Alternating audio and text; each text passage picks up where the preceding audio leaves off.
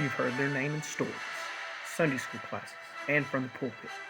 And now it's time to vote to see who is Poplar Springs' favorite Bible character.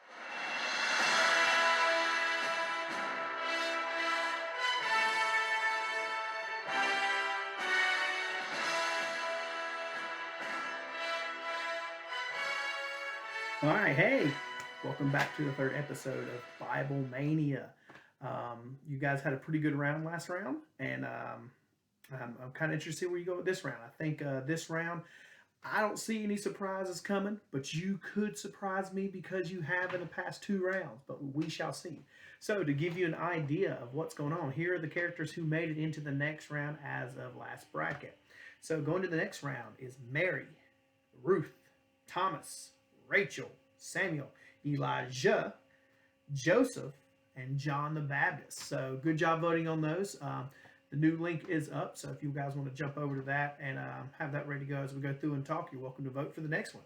So with no one's going on in the other two rounds, let's go ahead and get the third bracket going. This is bracket C. This is the Abraham bracket, and let's see what you think of these matchups. Abraham versus Barnabas. All right, so number one seed in the Abraham bracket is Abraham. I think that's kind of an easy one for you guys to be able to figure out there. Everybody knows Abraham, father Abraham. You know, you can find all this stuff in Genesis. We've talked a little bit about Isaac, and we've talked about Ishmael. You know, Isaac is the son of Abraham and Sarah. You know, all the things that go on with them. You know, there's the binding of Isaac. You know, how important is that him and or God made a covenant with Abraham about descendants outnumbering the stars. So, yeah, use the information you have to go look some more up and see how he compares against the number 16 spot in Barnabas. Now, Barnabas, you can find a lot of his stuff in the book of Acts. I have it written down that it's in Acts chapter 11 is where his name pops up. He was an apostle who did a lot of work with Paul. The biggest thing is he was one of the preachers who were real big in Antioch. And if you know about the church at Antioch and how they were real big on sending a bunch of stuff to help the poor Christians in Jerusalem and all over the place. Antioch is a pretty big church, important church in the history of the church. So take some time to look up Barnabas and see how you compare against Abraham. I don't see there being an upset here, but we'll see. Elizabeth versus Philip. All right, so I've got the number 8 seed and number 9 seed. This is where some of the upsets have come in. Now, granted, in most tournaments, a 9 seed being an 8 seed is not a huge upset because that's as close as they get. But, you know, in retrospect, you know, there's got to be an upset somewhere. So, you know, there might be one here, but I don't see it happening. But coming into the A seed is Elizabeth. Now, Elizabeth is the mother of John the Baptist. She was 60 when John the Baptist was born. So she's one of those stories, kind of like Sarah, where hey, you're going to have a kid, and they kind of laughed about it. But what's really important about Elizabeth is Elizabeth was one of the people who helped Mary kind of get through the pregnancy that she was having. Because if you remember when Mary sees Elizabeth, John leaps in her womb with joy because he already knew while in the womb that Jesus was with Mary. So, yeah, kind of read up on Elizabeth and see what you think about her because she's going up against Philip in the 9 seed. Philip is one of the 12 disciples. You can find him mainly in John's Gospel if you look it up. But he asked Jesus a lot of good questions that were able to give Jesus the opportunity to preach to the 12. And so one of the things he asked is, how do we feed the 5,000? Well, Jesus like, well, let me tell you. And then when they're having the Last Supper, he's the one who asked Jesus, can you show us the Father? And Jesus is like, okay, and has a good moment with them on that one. So, yeah, see how Elizabeth stacks up with Philip, and tell me who you think should go to the next round. Matthew versus Andrew. All right, here we go. 5 seed versus 12 seed. This is almost like a good bracket of a bunch of disciples, or there's a lot of ladies in this one too, but this is another disciple popping up here. So this is Matthew, and another disciple of Jesus. He was a tax collector, so there's a lot of good things coming from his life that Jesus was able to use when preaching. But one of the best things that you find in the Gospels was talking about Matthew is how he was the tax collector that invited Jesus to dinner, and Jesus went and ate with him, and then the Pharisees and Sadducees and all the higher ups were super upset because Jesus is eating with a tax collector. And remember how tax collectors are, how they're viewed in the Bible. And that's where he gets his famous line of, I didn't come to, or I basically I came for the sinners to be able to repent, not to come and help the saved, but to help the sinners. So yeah, look up Matthew and kind of find some good stuff for him. I've got him going up against the 12 seed with Andrew, and so it's a disciple versus a disciple. And Andrew is the disciple of Jesus, that is the brother of Peter. You can find him throughout the Gospels also, and what's so important about him is he was the first one when he first met Jesus that he realized instantly that this is the Messiah, and he went and got Peter, who's really big in the story of the church, but went and got his brother Peter and brought him to meet Jesus. So I'm guessing if it wasn't for Andrew, there wouldn't be a Peter. So yeah, see how those two disciples stack up, and make sure you vote for which one you think should go to the next round. Isaac versus Benjamin. All right, next we've got the 4 seed versus the 13 seed, and this one's interesting because it's granddaddy versus grandson. So first person we have on the list is Isaac. Okay, so it's funny because those two are in the same bracket as Abraham. So it'd be interesting to see if we have a family squabble at the end when it comes down to it. But Isaac, son of Abraham and Sarah, he was the one of the son that's going to fulfill the promise that God gave Abraham. Not saying, it also promised something through Ishmael, but this is the son that Sarah was waiting for and finally had. He is also the father of Jacob and Esau, and a lot of interesting stories that go along with Isaac. Obviously, there's the binding of Isaac with Abraham. You can go look up.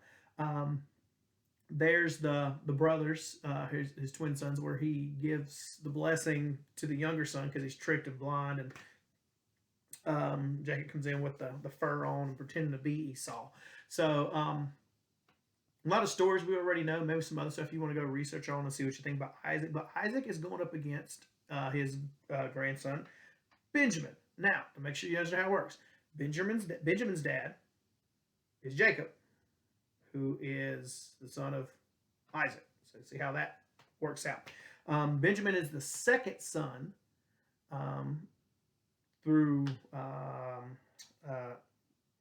name flips my mind now, but his brother was Joseph, and so Benjamin is always talked about as being younger or a child in most of the stories, even though he is going to be one of the leading fathers of one of the 12 tribes of Judah. But he's the brother that when Joseph eventually makes his way to the high position that he gets in Egypt, and then the famine comes, the brothers come asking for food, and Joseph keeps Benjamin with them, and then eventually tells them who he is and that they're brothers, and everything works out for everybody. But yeah, I don't see there being an upset here. Sorry, Benjamin, granddaddy's got you, but y'all could prove me wrong on that one again. But Isaac versus Benjamin, tell me what you think. Mary Magdalene versus Eve. Next, we got 6 versus 11. I've got Mary Magdalene coming in at 6. Honestly, I probably would have ranked her a little bit higher, looking at how this works out. But she's in a good spot to make it deep into the tournament for it. But Mary is a very important character in Jesus' work. If you were to look at how many Marys, and Mary is a very popular name for women, so it's very important that, they call her Mary Magdalene to make sure she is separated from all the other Marys they could possibly talk about. But Mary was a follower of Jesus, and she's mentioned a lot throughout the Gospels. She was there to witness the crucifixion, and she was one of the first ones, and the other Mary, mother, to witness Jesus' resurrection, and it went and told everybody. And so they call her the apostle to the apostles. So I really like Mary Magdalene as a character. I think she'll go deep in the tournament because I don't see her having any trouble in the first round because the number 11 seed is Eve. Have your opinions, whatever you think it is. I know that a lot of negative connotations comes with being Eve. I'm not going to get too much in it. Go look at Genesis 4 if you want to, see how it works out with her and Adam. There's the fruit, the snake, all that other good stuff going on, and you just put your own opinions in there. But once again, I don't see Mary having an issue with Eve in the first round. But we'll see. Esther versus Miriam. All right, a few more matches left. Here we go. So we got 3 versus 14 this round. This character is really interesting, and I like where she is in the bracket. I think the more and more I read about this character and what the story is that goes with her, the more I think you'll enjoy her also. So this is Esther, Queen Esther, for those of you who know her. She has the book of Esther, where we find a lot of her stuff. The biggest thing about Esther is when she eventually becomes queen. You can read up on that and how she became queen eventually, but um, being in another land, there was a plot to kill all the Jews, and the reason the plot was there, it's kind of a dumb reason, but there's all kinds of stupid things that happen in the Bible. Like, why did that happen? But there was a plot, and so with her, and I think it was her uncle who basically had a plot to foil the plot, and eventually everything works out well. It's a really neat story to go and read, but real prominent female character in the Old Testament. Highly recommend you go read up on it a little bit. Even if you just Google it and see what the full thing is, you will enjoy that. But in her being a 3 seed, she's up against Miriam at the 14 seed. Now it's interesting, there are 4 ladies all right here in the bracket. So the good news is 2 are going to get on, but only 1 gets out of this bracket alive with all of them. So we'll see how that works out. But Miriam is coming in at the 14 seed, and Miriam is in Exodus, and that is the sister of Moses. There's a lot of things she pops up and talks about. The most couple things she's famous for, or the most one that I can think of, my opinion, that she's famous for, is when Moses' mother put him in the basket and put him in the water. She was the sister that stayed in the weeds and kind of followed the basket down, and when the princess found the basket and decided to adopt the child, she's the one who kind of popped out and said, "Oh, you should get a Hebrew woman to take care of him because that would be the best idea for raising a kid." And the prince's like, "That's a wonderful idea." And so she goes and gets Moses' mother to come back and take care of Moses. So she's the reason Moses was basically able to be raised by his mother again in there. And so, like I said, there's some other things in there, Miss O'Meara, you have to look them up. That's kind of where I think she's important. As a 14 seed and a minor character, and that's probably where she's going to be. So you tell me, Esther versus Miriam. Don't see a shocker happen there, but we'll see. Daniel versus Jeremiah. All right, next. This character I would rank a little bit higher myself, but he is where he is, and this is Daniel coming in at the 7 seed. So we've got Daniel, obviously from the book of Daniel, one of those apocalyptic books when you get to the end of it. But there's also just some good stories that we use to teach kids in the book of Daniel when you go through. But the biggest thing Daniel is known for is Daniel in the lion's den. So we'll see if he can survive a lion's den, that he should be able to make it out of the first round, because he's up against the 10 seed, and that's Jeremiah. Now, Jeremiah is known as the weeping prophet. And if you kind of go through and read through his book, you kind of see where he kind of complains about things. And so God's like, well, if you're going to complain about it, you don't like the way I'm doing things, it's going to get worse for you. And things got worse for him. But eventually he comes to his senses, and he kind of preaches a lot on the bad things are coming, guys. While everyone else was preaching about, oh, the Lord said all this bad stuff's going to go away. Everything's going to work out well for us. Jeremiah's like, no, that is not what God's saying. And he's real big, and I love this quote when I heard someone talk about it. Jeremiah's real big on telling it like it is and not sugarcoating things. And how many times that people talk or preachers preach, and it's like, this is what the people want to hear, so let's just tell them this. And Jeremiah's like, that's not what God wants you to know.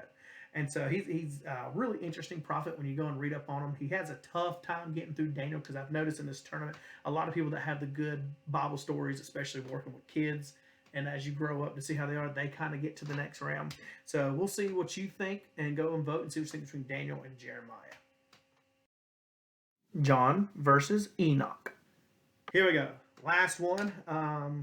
Don't really see there being a shocker here, but just give you a little background on. First, you have John, and this is the disciple John. John is, and it makes sense for him to be the number 2 seed.